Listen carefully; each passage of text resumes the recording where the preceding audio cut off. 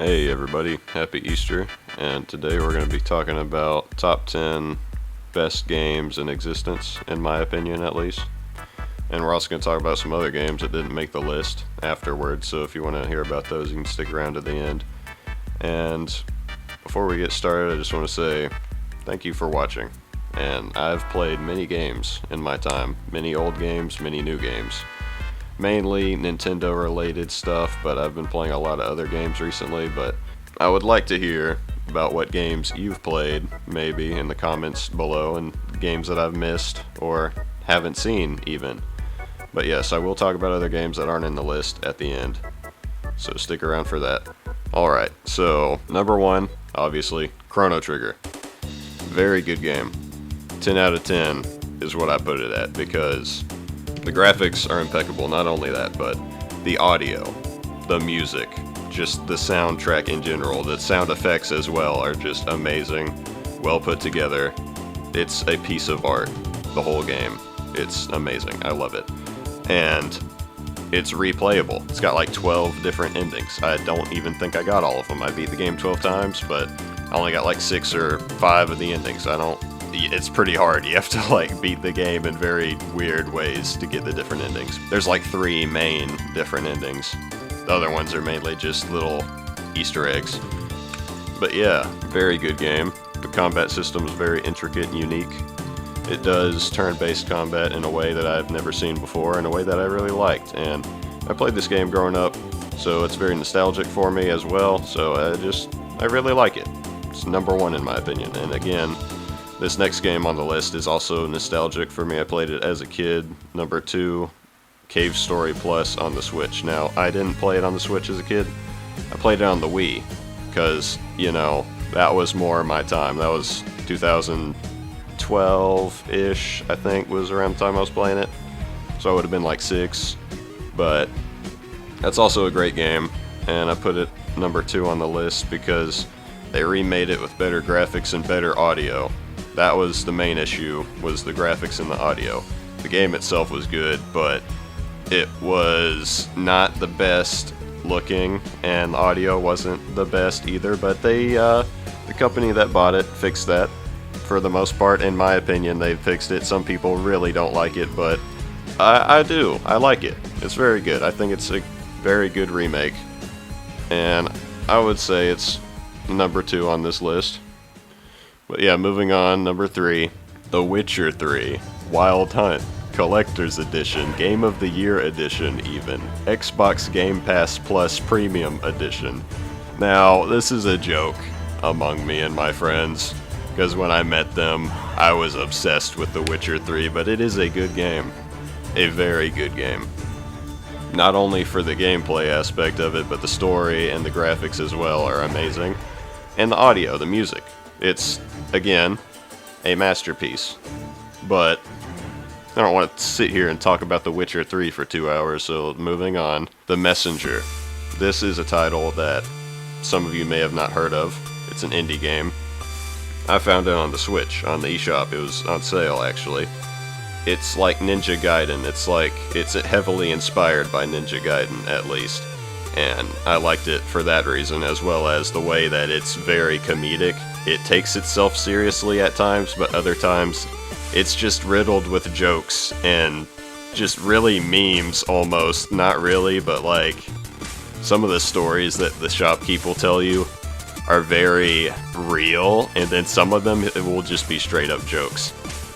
But the game's really good. I like it. It's very well made. The music is insane. It's phenomenal. It's crazy how good the music in this game is, and the graphics are good as well. It's very 8-bit. The whole game's a side-scroller, and then you get halfway through the game where you finish something, and it unlocks a whole other half of the game where you can go from 8-bit to 16-bit, and it's a Castlevania. It's no longer a side-scroller. You can go backwards, forwards, up, down, doesn't matter. You can go all over all the places that you went during the side-scrolling part and other places that you weren't able to go. So it's a very interesting, very cool Switch title. It's also on Steam and I think PlayStation, but I played it on Switch. Moving on, Doom Eternal is going to be number 5 on this list, and I gave it an 8.5 out of 10 because it's amazing. I mean, really, the graphics, the gameplay, the music, just astounding. Moving on, Super Metroid. Now, I'm sure a lot of you have heard of Metroid, or maybe you've heard of the Metroidvania genre of games. Well, this is where it all comes from, Super Metroid right here. Not really. It really comes from the original Castlevania games and the original Metroid game itself, but Super Metroid is the pure embodiment of what a Metroidvania should aspire to be. It's the perfect Metroidvania, in my opinion. Don't mind that, I'm sick. Super Metroid is very well put together. It was a SNES title. It's a classic, in my opinion. One of the better classics. One of the best classics that Nintendo made. It's amazing. The gameplay, the aesthetic, the graphics.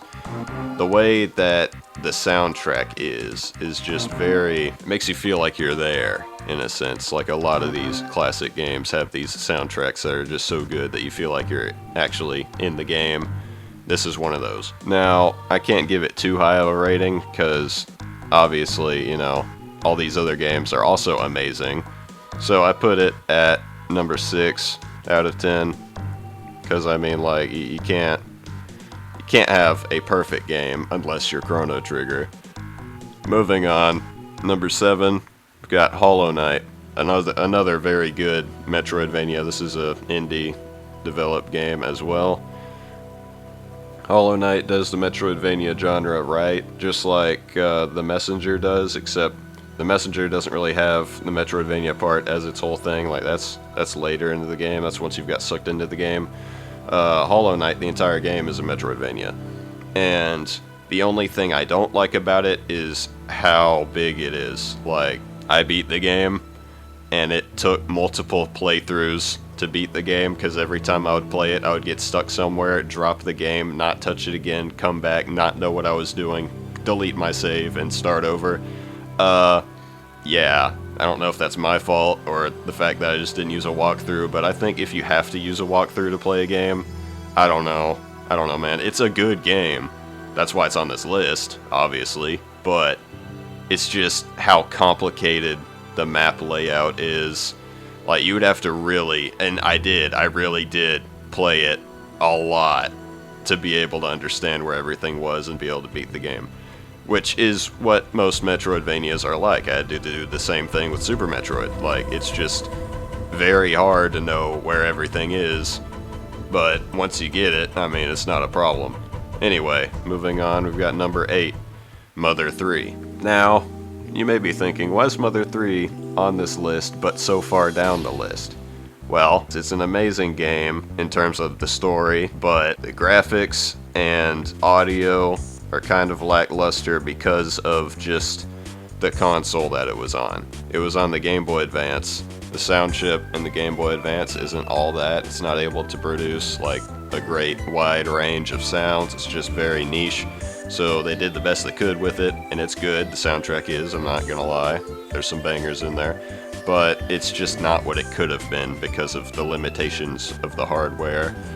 And the graphics are good, but I think they could have done better, and it's just really because the console it was on. They originally were going to put it on the GameCube, and then they scratched that, and I think that was a good call, because making it 3D, it probably would have been a lot worse, but they did very good with what they had, and Mother 3 is an amazing story, like, amazing. I mean, 10 out of 10 for the story, but everything else just kind of drags it down a little bit, and that's why it's number 8 on the list. Now, if I was to rate it and look past all of its flaws, I probably would put it at number 3.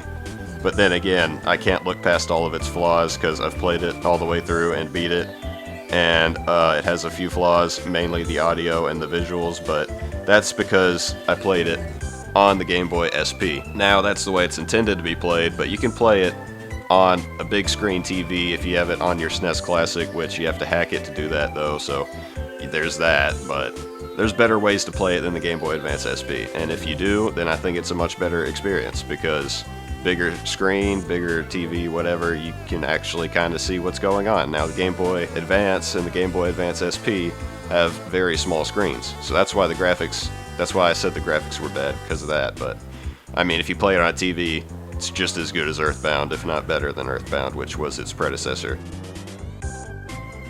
Anyway, moving on. Number 9 I put on this list was Shovel Knight. Now, this game was amazing.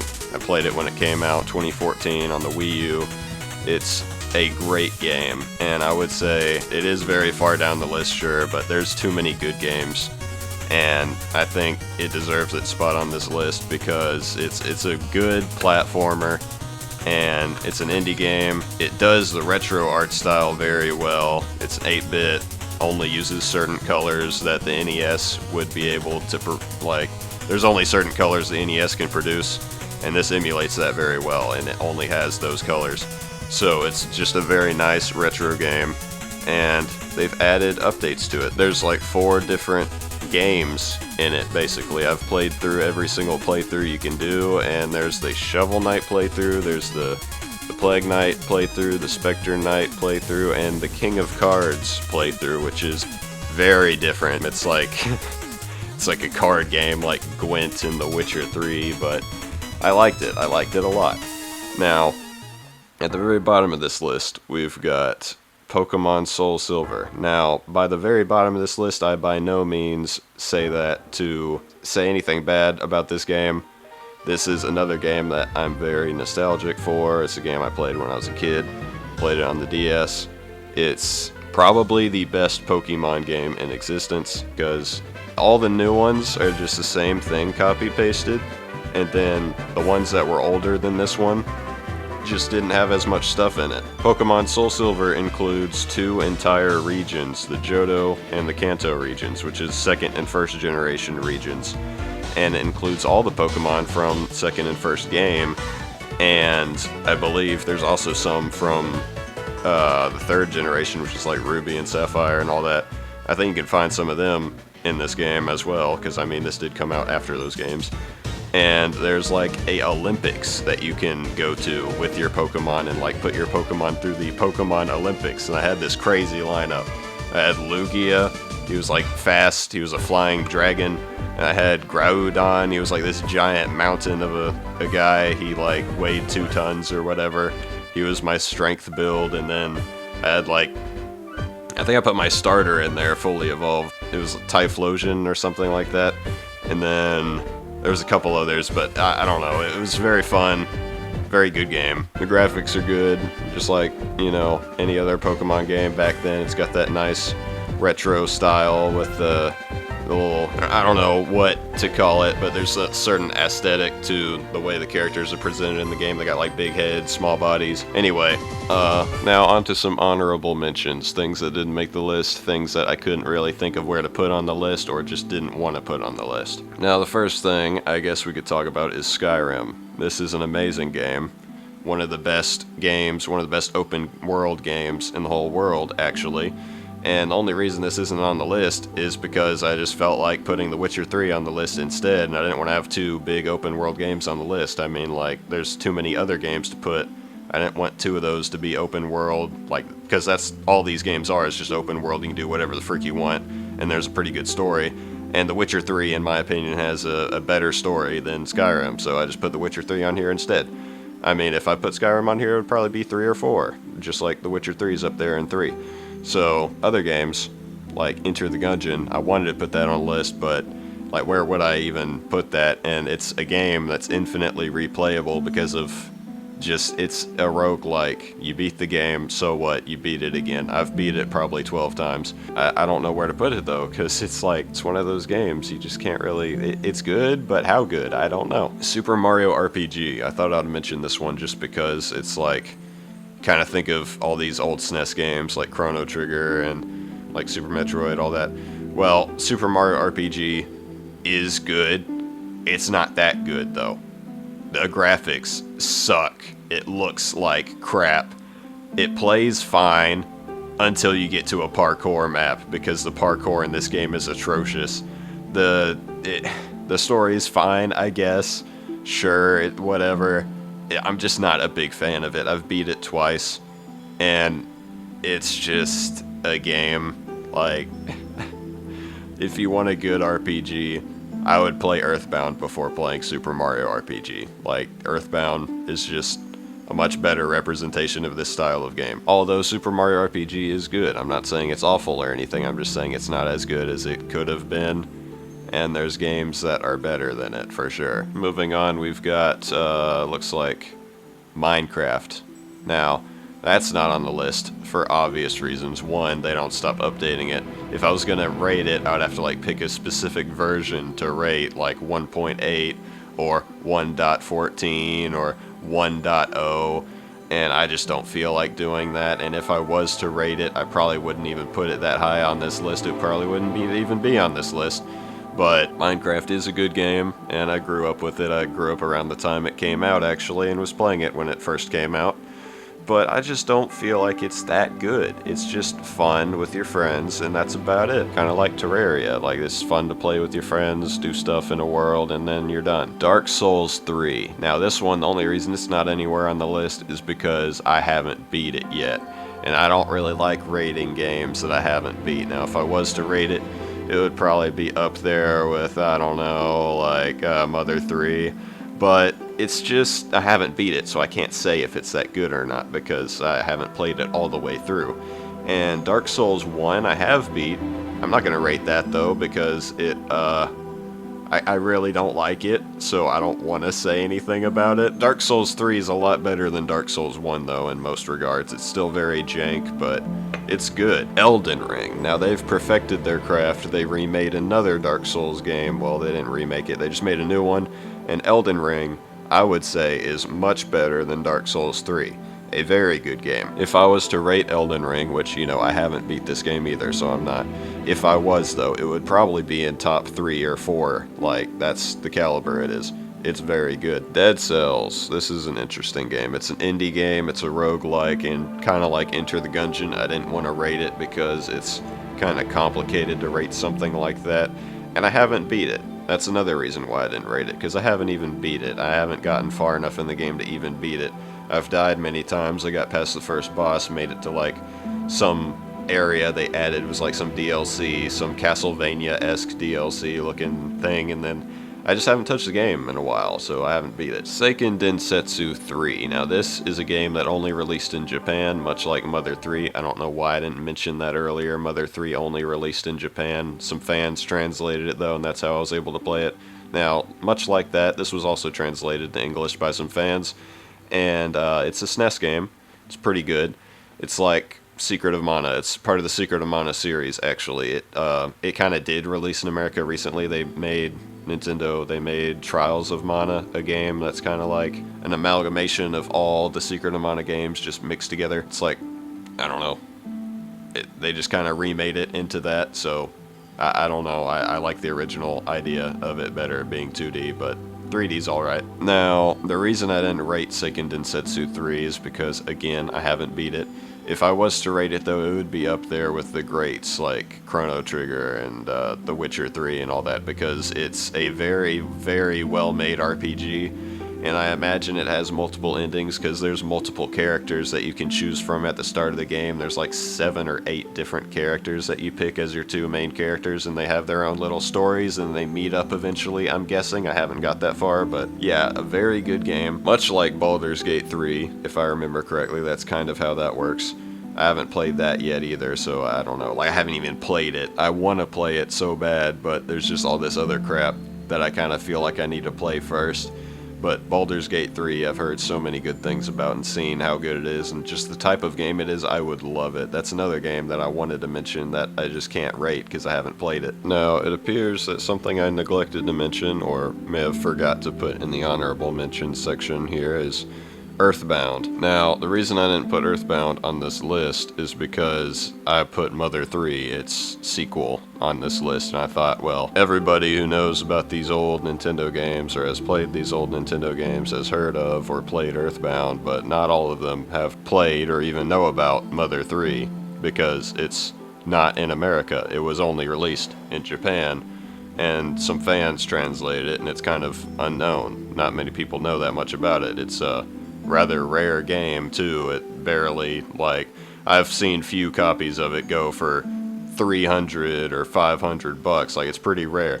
And yeah, I just thought I'd mention Earthbound here because it's a really good game. Earthbound's your classic RPG with a party of characters that roam around a map and fight a big bad guy at the end. It's pretty straightforward, but it's pretty cool what they do with the story in it and how they align all these characters to end up where they end up, and it's a very neat game, very fun. And it does something that's unique with the turn-based combat, where it's got a scrolling health system. When you get hit, your health doesn't immediately go down to where it's supposed to be. It like slowly scrolls like you're bleeding or something until you get to the bottom where your health was supposed to be at. Now in this time that it's scrolling, you can quickly heal yourself if you would have died, or you can do a final attack and end the fight and then it stops scrolling. It just really depends on what's going on. But yeah, that's Earthbound.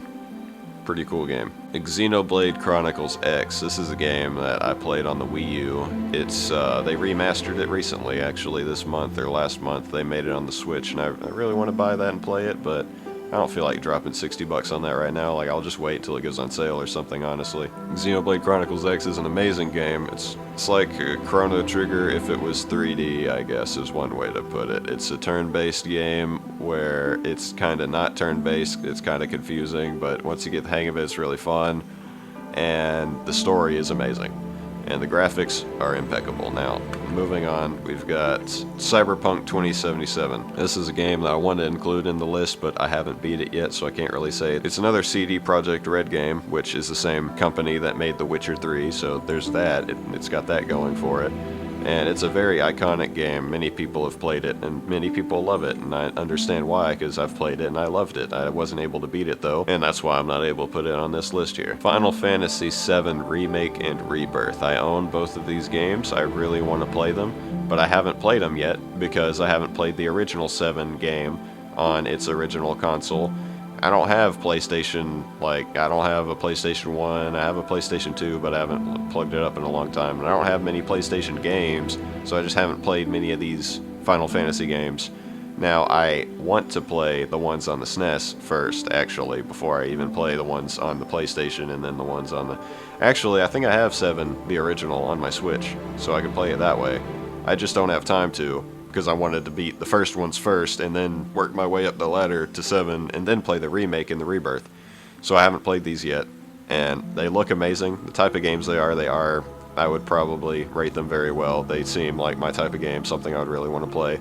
I just haven't gotten around to playing them yet. I kind of just wanted to talk about these games because some of these are really cool, some of these I grew up with, some of these are very nostalgic to me and I like them a lot, and they're really cool. I wanted to talk about them, and that's about it. So, yeah. See ya.